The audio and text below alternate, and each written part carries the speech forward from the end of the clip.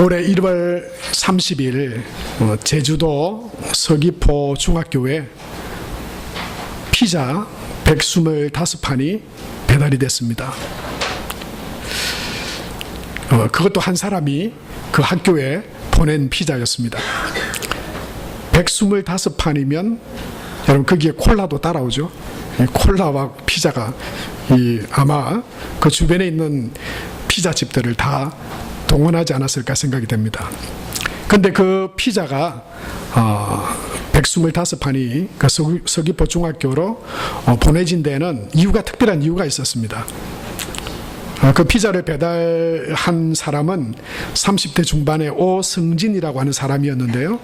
사실은 이분이 어느 날 볼일을 보고 집으로 들어갔는데 주머니를 뒤져보니까 지갑이 없어진 거예요. 이 지갑이 어디 갔나 아무리 생각을 해도 어디 있는지 모르겠어요. 거기에는 신분증도 있고 신용카드도 있고 현금도 몇십만 원 이렇게 들어있었습니다. 아무리 골똘히 생각해도 그걸 찾을 방법이 없어요. 그런데 그쯤에 길을 가던 중학생 2명이 있었습니다. 한웅, 강태원이라고 하는 중학생들, 이 2명이었어요. 길을 가다가 딱 보니까 지갑이 하나 떡 떨어져 있는 거예요. 여러분, 지갑이 있으면 보통 줍죠. 죽었습니다. 요즘은 무조건 경찰서 갖다 주든지 신고해야 됩니다. 안 그러면 여러분 그거 다 걸립니다. 이 아이들이 이 지갑을 주워서는 이 지갑을 열어보니까 거기에 몇십만 원이 현금이 들어있고 또 이 신분증과 신용카드도 들어있었습니다. 어떻게 하지?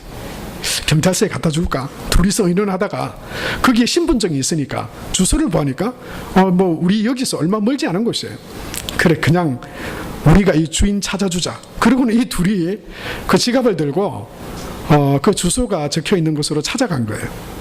마침 초인종을 누르고 계세요 물어보니 바로 그 오승진, 잃어버린 그 사람이 있는 거예요. 그 사람이 얼마나 고맙던지, 야, 너희들 누구냐?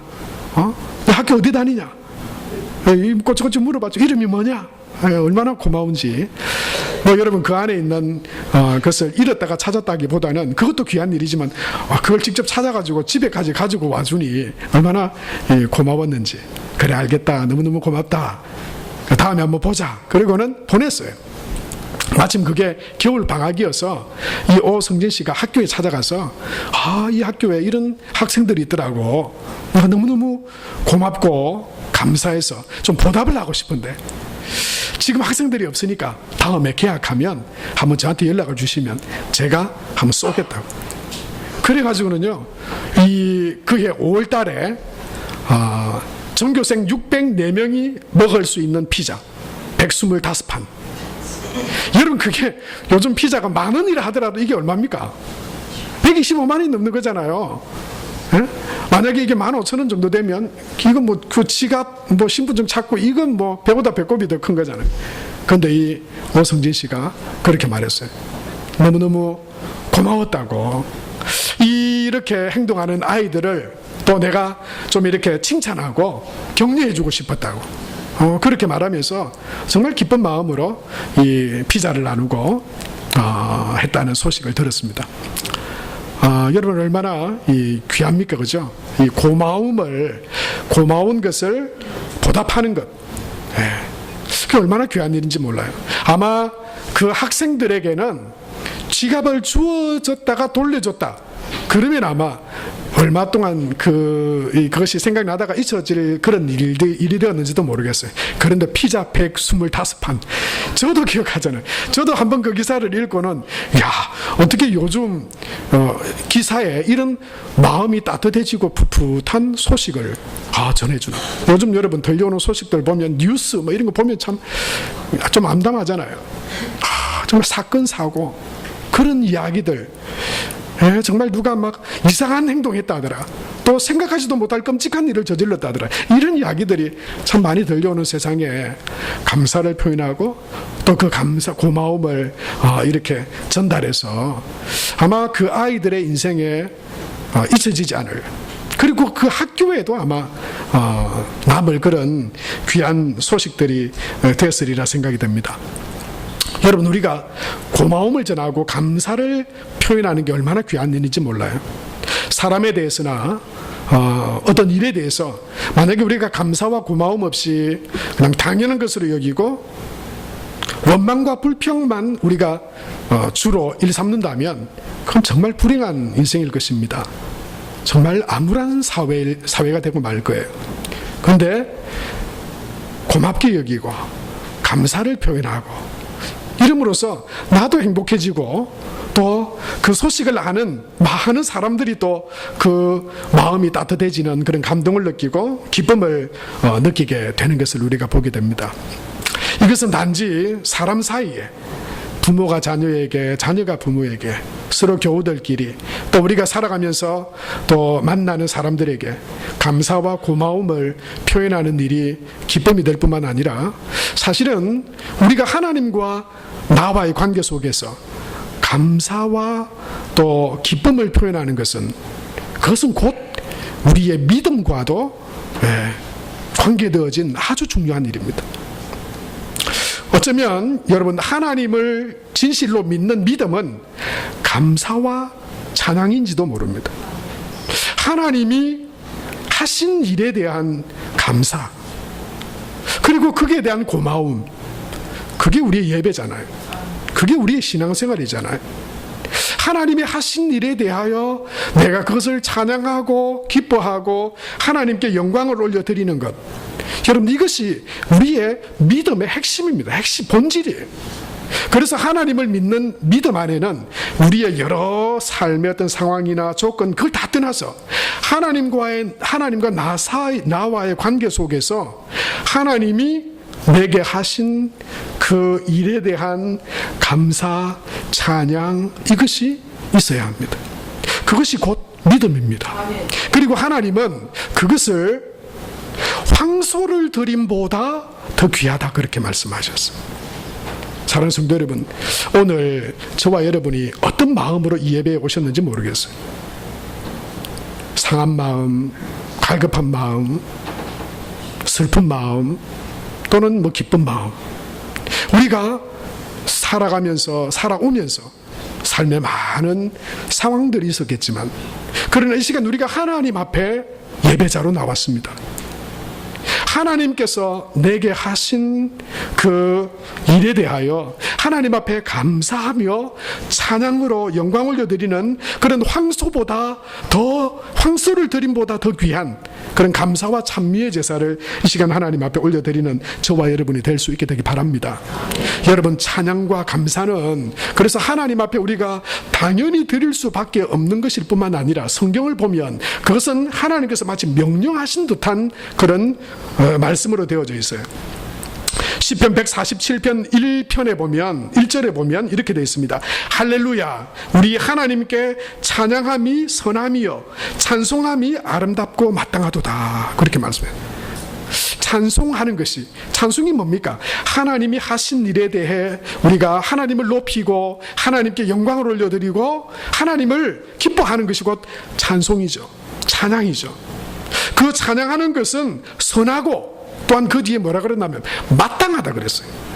이것은 마땅하다. 이 마땅하다라고 하는 말이 때로는 어떻게 보면 좀 여러분 우리 마음에 좀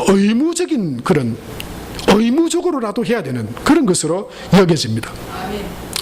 그런데요, 그것보다 더 사실 이게 어떤 의미인가라고 생각되어지는 말씀이 있어요. 여러분, 정말로 근데 예배가 의무적으로 되어져야 될까요? 아니면 진실한 예배는 자발적인 하나님에 대한 사랑함과 하나님을 존중함과 경배함의 자발적인 표현이 되어져야 될까요? 저는 의무적인 것은 우리를 좀 힘들게 하잖아요. 의무적인 것은 좀 율법적으로 우리가 하지 않으면 뭔가 그것이 나를 힘들게 할 것 같은 그런 모습이잖아요. 그런데 예배와 진실한 찬양, 감사, 여러분, 감사를 의무적으로 마땅히 감사해라. 부모에게 마땅히 감사하고 하나님을 마땅히 예배하라.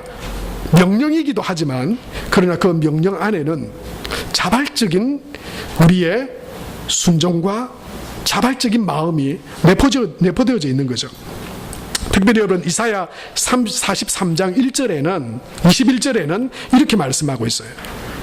우리 같이 한번 읽겠습니다. 시작. 이 백성은 내가 나를 위하여 지었나니 나를 찬송하게 하려 함이니라. 그렇게 말씀해요.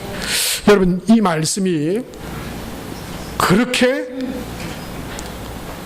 좋게 들려지지 않을 수도 있습니다. 좀 기분이 나쁠 수도 있어요. 왜냐하면 하나님이 나를 지었는데, 우리를 지으셨는데 그것은 찬송하기 위하여 지었다. 이 찬송이 기쁘지가 않을 것 같아요. 정말 그렇다면. 그렇지 않아요? 찬송하기 위하여 지었다. 하나님이 우리를 만드신 목적이 찬송하기 위해서, 하나님을 찬송하기 위해 지었다. 그러면 좀 기분이 언짢잖아요. 어떻게 찬송만 하면서 살아? 어떻게? 그러면 우리가 내가 종이야? 하나님은 그러면 저 독재자 김일성이야? 그냥 찬양하라 그러면 막 박수로 그 의문 얼마나 힘차게 박수하고 찬양합니까? 김일성, 김정은을 얼마나 찬양합니까? 마치 하나님이 독재자가 되신 것처럼 그 의무야. 너 찬양하는 거 의무야. 그러니까 너 기분 좋든 기분 나쁘든 찬양해라. 왜냐하면 그 의무니까. 그러면 좀 기분이 좀 나쁠 것 같아요. 못사지만 하나님 꼭 그렇게 해야 됩니까? 그럼 제가 하나님께 찬양하도록 하기 위해서만 저를 만드셨나요? 이렇게 이 말씀을 보면 오해한 겁니다. 이게 그렇게 그냥 말씀만 보면 이 백성은 내가 나를 위하여 지었나니 나를 찬송하게 하려 함이라. 이거 마치 하나님이 우리를 만드신 목적이 찬송 때문에 만드신 것 같아요. 하나님을 찬송하도록. 그러려면 그냥 로봇이나 그냥 찬송만 하기 위한 존재로 하나님이 만드시지, 우리를 그런 존재로 하나님 만드시진 않으셨거든요. 기분 나쁘지만 그렇다 하니 어쩔 수 없는 노릇 아닌가, 이렇게 받아들이면 곤란합니다. 하나님은 그걸 원하시는 분이 아니십니다. 하나님은 독재자가 아닙니다.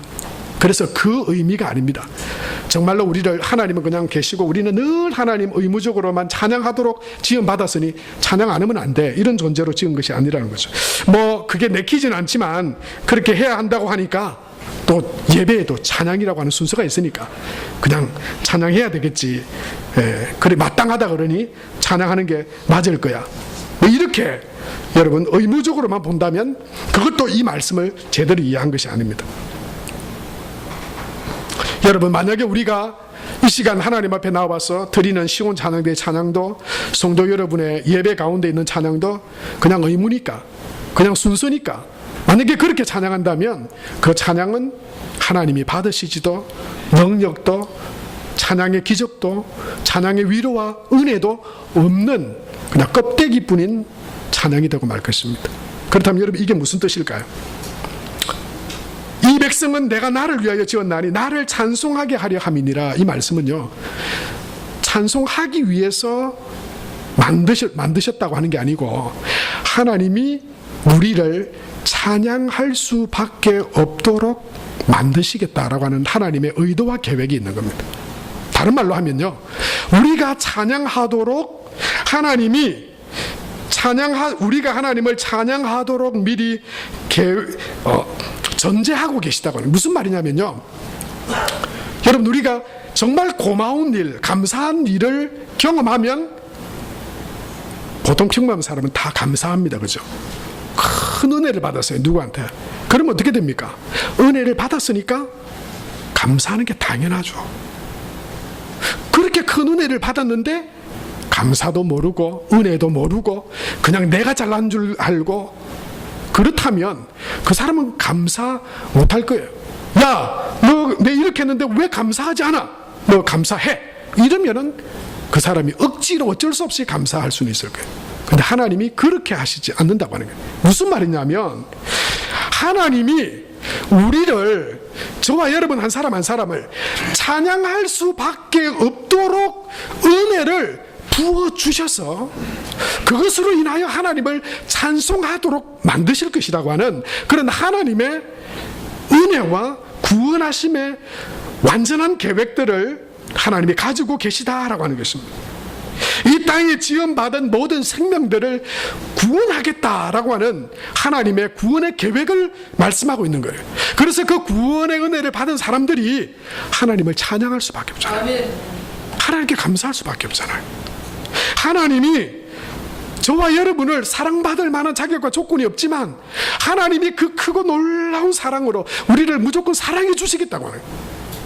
그래서 나를 사랑해 주신 그 하나님을 찬양할 수밖에 없도록 하나님께서 그런 은혜를 우리에게 베풀어 주시겠다라고 하는 것입니다. 그런 계획을 하나님께서 가지고 계시다는 것입니다. 그래서 하나님의 백성들이 하나님을 찬양하는 그런 하나님의 백성으로 하나님께서 세워 가시겠다라고 하는 말씀입니다. 사랑하는 성도 여러분, 우리를 일평생 찬양하게 하실 하나님의 구원하심과 은혜가 먼저 있습니다.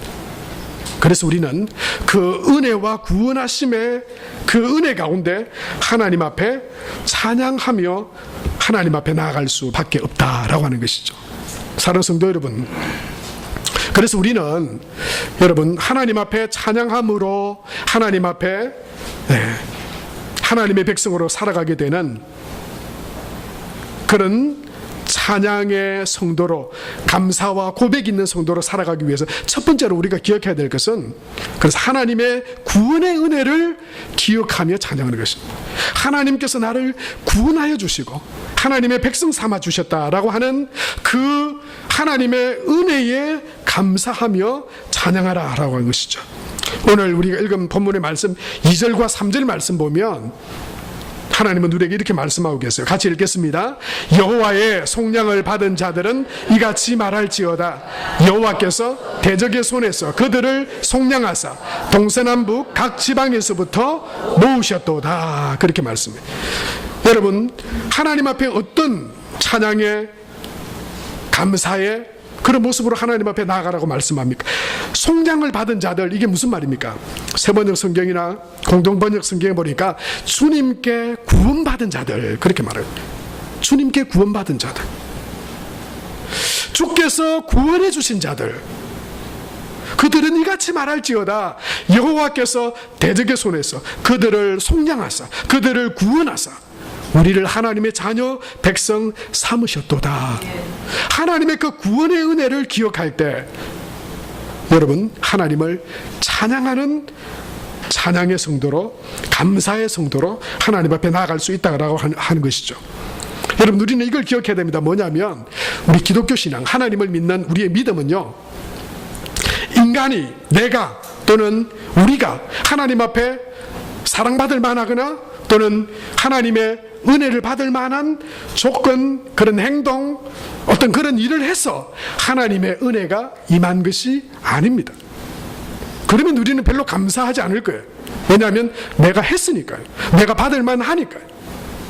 그런데요, 성경 66권에 나와 있는 모든 하나님의 은혜와 하나님이 우리 가운데 주신 구원하심과 사랑은 우리가 하나님 앞에 나아가서 하나님 앞에 구하여서 얻은 것이 아니라, 우리가 구원자를 보내달라고 해서 하나님이 보내주신 것이 아니라, 하나님이 우리를 위하여, 저와 여러분을 위하여 먼저 하신 것입니다. 전부 다 그렇습니다. 구원하심도 그렇고요, 생명도 그렇고요, 은혜도 그렇고요, 우리가 가지고 누리는 모든 것들이 하나님이 하신 것들입니다. 하나님이 먼저 하신 것들이에요. 하나님이 행하시고 하나님이 구원하시고 하나님이 사랑하시고 하나님이 은혜를 베풀어 주신 것입니다. 그래서 우리가 그 하나님의 은혜와 사랑을 받아들이고 믿을 때 우리 안에 감사가, 찬양이 넘쳐나는 것입니다. 구원을 베풀어 주신 하나님을 찬양합니다. 사랑받을 자격이 없는 나를 사랑해 주심을 하나님 찬양합니다. 감사합니다. 은혜 베풀어 주심을 감사합니다. 여러분, 그렇습니다. 하나님이 하신 것이에요. 하나님이 우리에게 이루신 것이에요. 그것을 기억할 때 하나님 감사합니다, 찬양하며 나아갈 수 있다라고 하는 것이죠. 하나님이 세상을 사랑하사 독생자를 보내주셨습니다. 우리가 하나님을 사랑한 것이 아니요, 하나님이 우리를 사랑하사 우리를 위하여 화목제물을 우리를 위하여 그 아들을 화목제물로 보내셨다고 요한일서 4장 10절에 말씀하고 있습니다. 성경에 나타나는 모든 찬양과 믿음의 고백들은 그들이 위대해서거나 그들이 좀 더 의로워서가 아니라 하나님이 베풀어 주신 구원을 경험하고 난 뒤에 그 은혜에 대한 고백으로 하나님을 찬양하고 하나님께 영광을 올려드렸습니다. 출애굽기 15장에 보면 모세의 찬양이 있습니다. 모세가 하나님 앞에 이렇게 찬양합니다. 여호와는 나의 힘이요 노래시며 나의 구원이시도다. 그는 나의 하나님이시니 내가 그를 찬송할 것이요 내 아버지의 하나님이시니 내가 그를 높이리로다. 여러분, 어떻게 이렇게 아름다운 찬양이 나왔는지 아세요? 그 사람이 뭐 이런 시적인 감각이 있었어요? 아닙니다. 그 출애굽기 15장 전에 무슨 사건이 있었습니까? 홍해를 가르시고 바로의 군대에서 그들을 구원하신 하나님의 구원을 그들이 목격했습니다. 그들의 노력, 그들의 힘이 아니고 하나님께서 그들을 백성 삼으시고 자녀 삼으셔서 하나님의 사랑으로 그들을 그 홍해의 죽음의 바다에서 구하여 주시고 그 바로의 군대의 추격에서 그들을 살려주시고 구원하여 주시고 약속의 땅 가나안으로 그들을 인도해 가시는 그 구원의 하나님을 그들이 만나고 난 후에 모세는 하나님을 향하여 찬양하고 있는 것입니다. 구원하신 그 구원의 하나님을 찬양합니다. 감사합니다. 그 뒤에 미리암과 여인들은 소고치며 춤추며 하나님을 찬양했습니다. 왜요? 찬양해라. 마땅하니까. 의무니까. 아닙니다. 하나님이 베풀어 주신 그 구원의 은혜, 그 무엇으로도 구할 수 없는 우리를, 독생자 예수 그리스도를 보내주셔서 그를 믿는 믿음을 의로 여기시고 하나님의 자녀 삼아주신 그 구원의 은혜를 기억하며 여러분, 저와 여러분 또한 하나님 앞에 찬양하며 나아가는 저와 여러분의 삶이 될 수 있게 되길 바랍니다. 저와 여러분의 입술의 삶에 늘 그 구원의 하나님을 향한 찬양이 저와 여러분의 입술 가운데 삶의 고백으로, 영광으로, 찬송으로 올려드리는 그런 복된 믿음의 삶들이 되기를 바랍니다. 계시록 7장 9절에서 10절 말씀에 보면 하나님의 나라가 우리 가운데 임할 때 그때 하나님 앞에 올려드릴 성도들의 찬양을 이렇게 기록하고 있어요. 우리 9절에서부터 10절 좀 길지만 함께 읽어보겠습니다. 이 일 후에 내가 보니 각 나라와 족속과 백성과 방언에서 아무도 능히 셀 수 없는 큰 무리가 나와 흰옷을 입고 손에 종려가지를 들고 보좌 앞과 어린 양 앞에 서서 큰 소리로 외쳐 이르되 구원하심이 보좌에 앉으신 우리 하나님과 어린 양에게 있도다 하니 아멘. 구원하심이 보좌에 앉으신 어린 양과 하나님과 그 어린 양께 있도다. 여러분, 이것이 저와 여러분이 우리 삶의 어떤 자리에서도 우리 어떤 삶의 형편에서도 찬양할 이유와 제목이 될 줄로 믿습니다. 여러분, 천국은 찬양으로 충만한 곳이에요. 그것은 다른 말로 하면 어떤 의미인지 아세요? 저는 말씀을 깨닫지 못했을 때 천국 별로 사모함이 없다. 찬양? 나도 찬양도 인도해보고 중학교 때부터 막 찬송하면서 얼마나 은혜를 받았는데, 근데 찬양하면 또 찬양 오래 하니까 힘들던데, 그걸 또 천국에 가면 끝없이 찬양해야 된다. 그게 무슨 기쁨인가? 근데 뜻이 깨달아졌어요. 말씀드렸잖아요.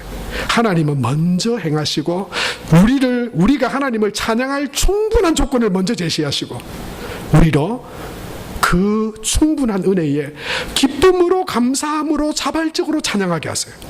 그렇다면 천국은 해도 달도 필요 없는 것이고 하나님이 성전 되시고 하나님이 다스리시는 곳인데, 천국에서 우리가 늘 하나님을 찬양하며 살아가게 되리라고 하는 것은 어떤 의미입니까?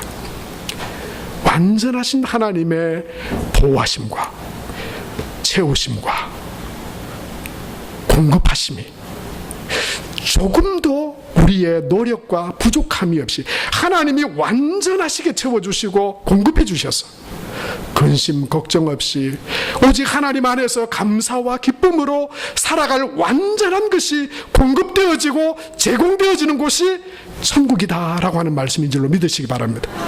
천국을 사모하세요. 그곳에는요 완전함이 있습니다.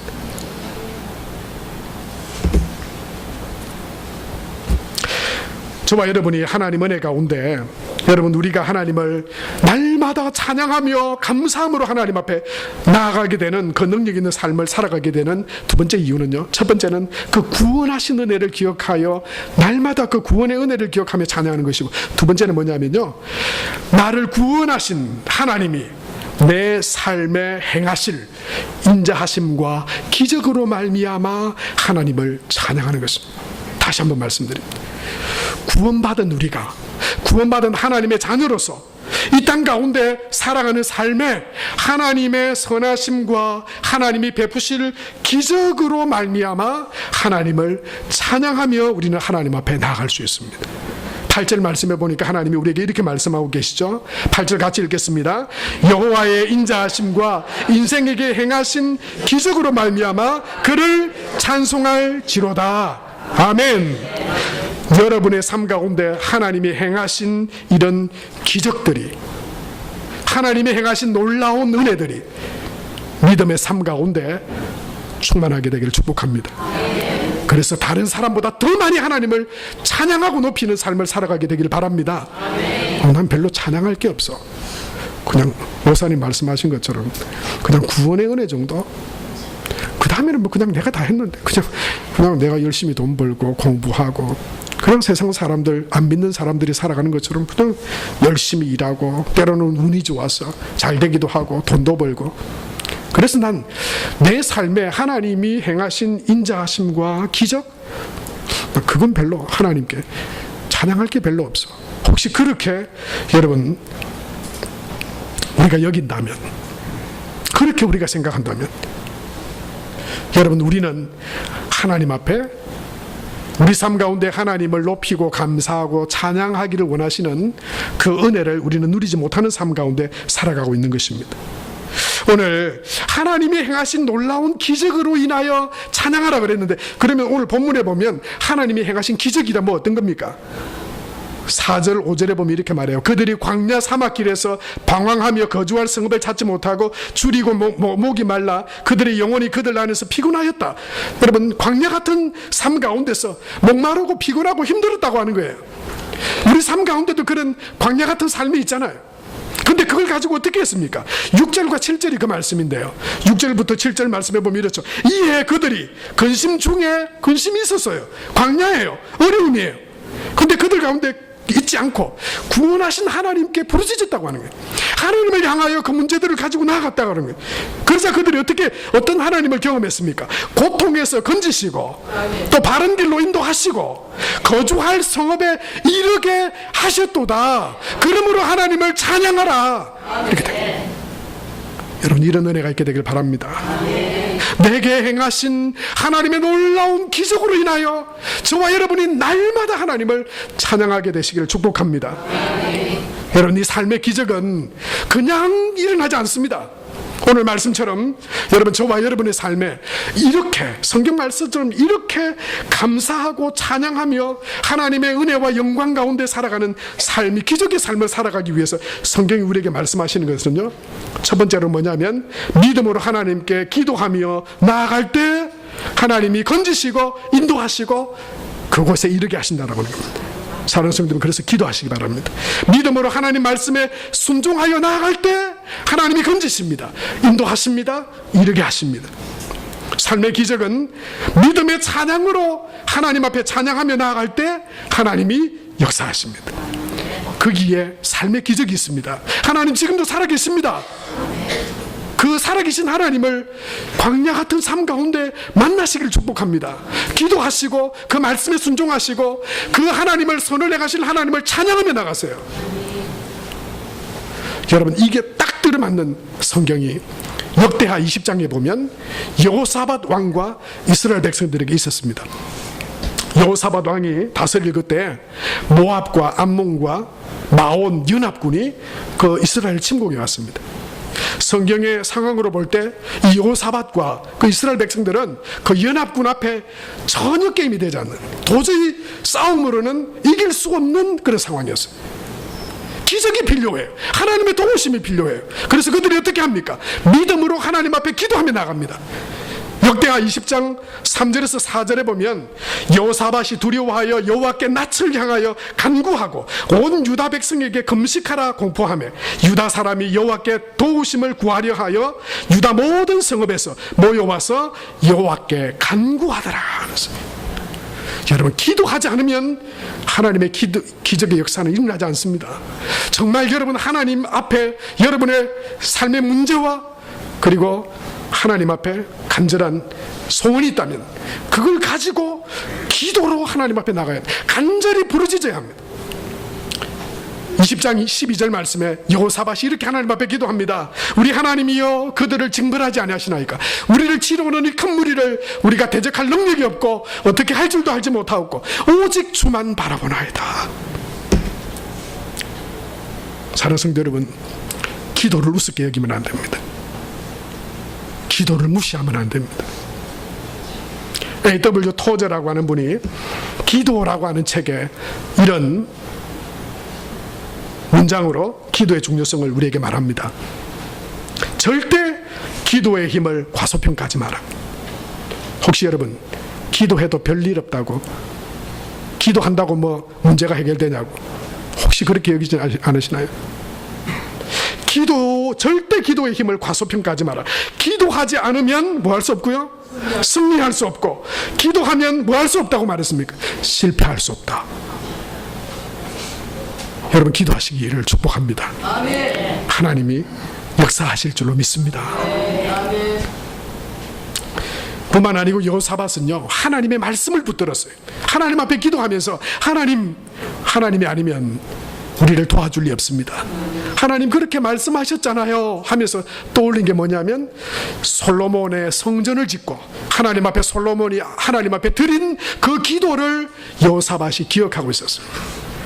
그래서 그는 역대하 20장 9절에 이렇게 말합니다. 만일 재앙이나 난리나 견책이나 전염병이나 기근이 우리에게 임하면 주의 이름이 이 성전에 있으니 우리가 이 성전 앞과 주 앞에 서서 이 환난 가운데서 주께 부르짖은즉 들으시고 구원하시리라 하셨나이다.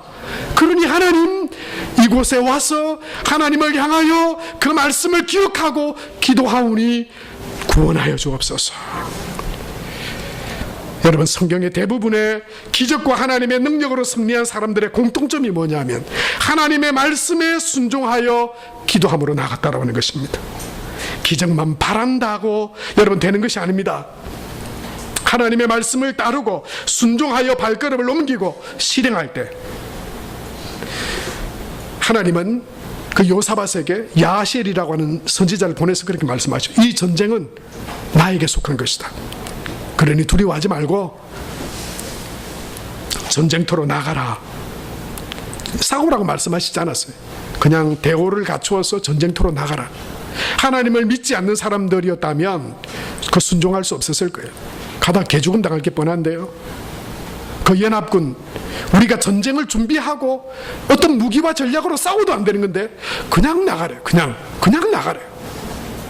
여러분 하나님의 말씀에 대한 순종이 없다면 그냥 나가지겠습니까? 못 나갑니다. 도망갈 겁니다.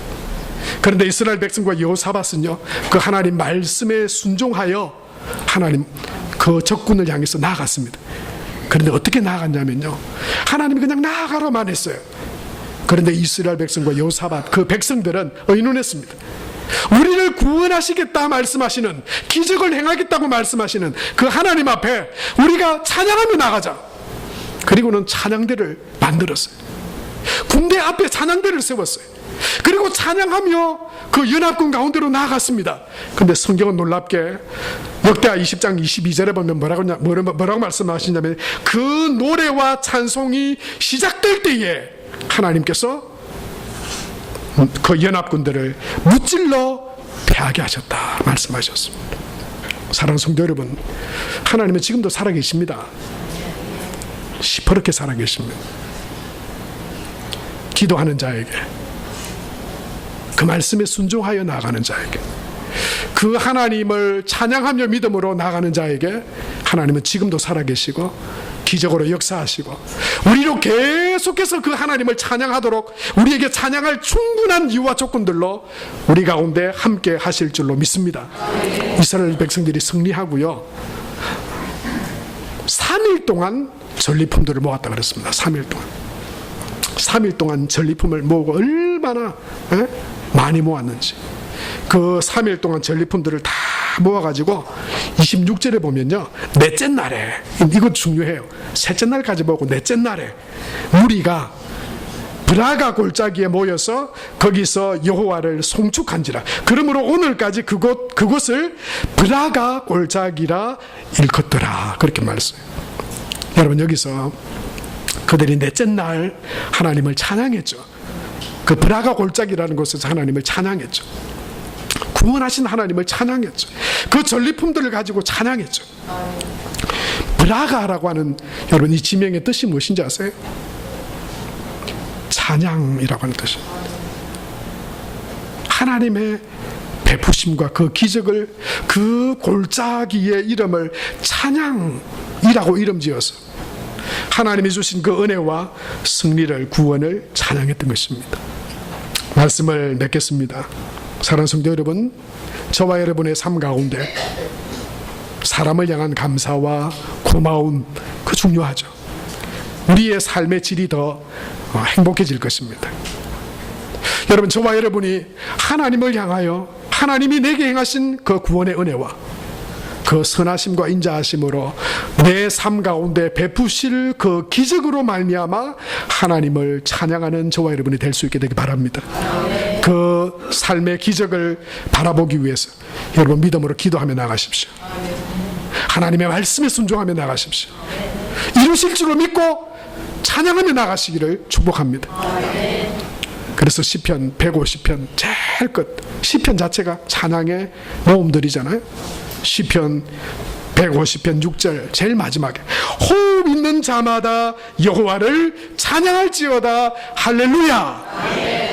저와 여러분이 그런 찬양의 복된 믿음의 삶을 살아가고 이 땅에 구원받지 못한 영혼들이 예수 그리스도를 통해 구원함의 은혜를 얻어 찬양하고 이 땅 가운데 살아가는 삶 가운데 오늘 9절의 말씀처럼 그가 사모하는 영혼에게 만족을 주시며 줄인 영혼에게 좋은 것으로 채워주심이로다 라고 하는 이 은혜, 하나님의 그 공급해 주심을 통해 하나님 앞에 찬양하며 나가는 저와 여러분 우리 모두의 삶이 되시기를 바랍니다. 사랑하는 성도 여러분, 지난 한 주간 얼마나 찬양하셨습니까? 얼마나 찬양을 들으셨습니까? 시간이 없다고요? 차로 오가는 중에 휴대폰으로 뭘 검색하거나 무슨 내용을 보기 전에 보는 시간에 아이들과 함께 식사 시간에 저는 지난 주간 한 주간을 너무 은혜롭게 지냈습니다. 식사 시간마다 저는 뉴스를 볼 시간이 별로 없으니까 늘 24번 채널을 틀어서 뉴스를 봅니다. 애들도 그냥 아빠가 뉴스 보니 하느니 그냥 그대로 있습니다. 근데 제 마음속에 그런 감동이 한번 있었어요. 아이들하고 같이 모여서 우리 가족이 함께 모였을 때 같이 찬양을 들으면 좋겠다. 그래서 요즘은 TV에도 어떤 분이 저희 집에 스마트 TV를 한 대 주셔서 그 TV로 인터넷이 연결이 됩니다. 유튜브에 기가진이에게 명령합니다. 기가진이 CCM 검색해줘. 그러면 찬양이 착 뜹니다. 아이들하고 밥 먹을 때마다 며칠을 그 찬양을 틀어놓고 밥을 먹고 또 설거지도 하고 청소도 했습니다. 근데 놀라운 일이에요. 그 아이들이 얼마나 그 마음이 하나님 앞에 아빠 찬양하니까 너무 좋아요. 6학년인 아들은 아빠 전 중학생 되면 꼭 드럼 치고 찬양할래요. 찬양단에 가서 꼭 찬양할래요. 그리고 아이들이요, 그전에는 늘 게임에 나오는 일본어, 저는 알아듣지도 못하고 지도 뜻도 모르는 일본어 노래를 막 주저리 부르고 다니던데요. 그런데요, 그 찬양을 들으면서 아빠, 세상의 노래보다 찬양이 이렇게 좋아요? 그러더니요, 금요 기도에 막 나오기 시작하더라고요. 수요 기도해도 막 애들이 나오려고 그러더라고요. 할렐루야. 엄마가 잔소리 한다고 되는 거 아닙니다. 아버지가 엄하게 이야기한다고 변하는 거 아닙니다. 하나님의 말씀이 능력이고 찬양이 우리의 능력이 됩니다. 사랑하는 성도 여러분, 찬양을 많이 들으십시오. 요즘 나오는 새 노래로 여호와를 찬양하는 그 새 노래를 또 많이 들으세요. 하나님 찬양 중에 헛노래가 어디 있겠습니까마는 나는 요즘 젊은이 찬양은 잘 모르겠어. 그러면 찬송가를 펴놓고 하나님을 찬양하세요. 하나님의 크신 은혜가 믿음으로 기도하고 찬양하는 우리 삶 가운데 임하게 될 줄로 믿습니다. 여러분, 우리에게 주시는 이 말씀 기억하며 우리 시간 함께 찬양합시다. 주님, 내가 하나님께 대한 찬양은 감사와 고백인데요, 하나님께 대한 감사와 찬양을 잃어버린 채 제가 하나님 살아가고 있지 않았습니까? 내 삶의 날마다 하나님을 찬양하는 찬양의 입술 되게 하시고 삶이 되게 하여 주옵소서. 찬양 가운데 나를 위로하시고 인도하시는 힘주시는 하나님을 만나게 하시고